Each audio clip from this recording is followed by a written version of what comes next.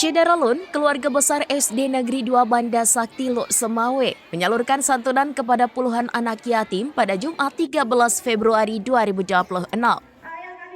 Kegiatan berlangsung di halaman sekolah yang beralamat di Jalan Samudra. Santunan berupa uang tunai dan sembako diberikan kepada 20 anak yatim yang seluruhnya merupakan murid sekolah tersebut.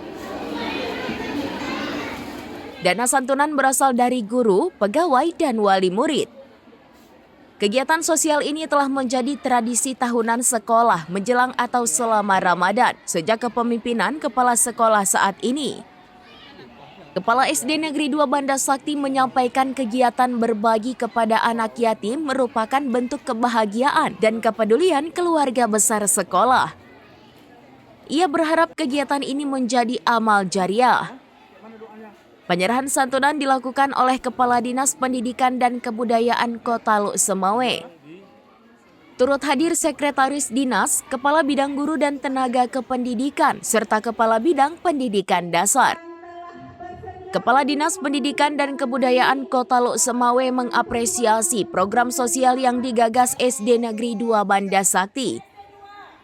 Ia berharap sekolah lain di kota itu dapat mencontoh kegiatan serupa. Sangat luar biasa dan terharu ini, karena ini anak yatim.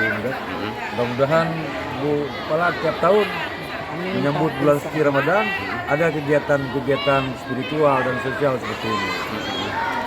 Harapan kita kepada sekolah-sekolah lain yang berada di bawah naungan kita, ya gimana? Semoga sekolah-sekolah lain ikut seperti kegiatan dilaksanakan oleh SD2.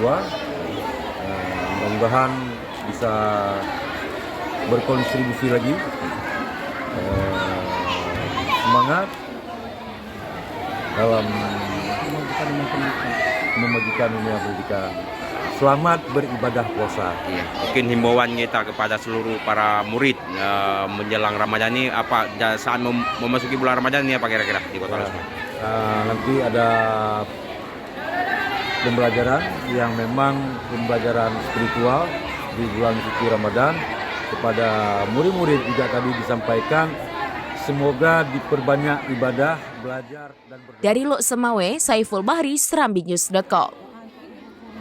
Kepala sekolah untuk semuanya supaya kami sehat, ya. Iya, nggak ada apa-apa.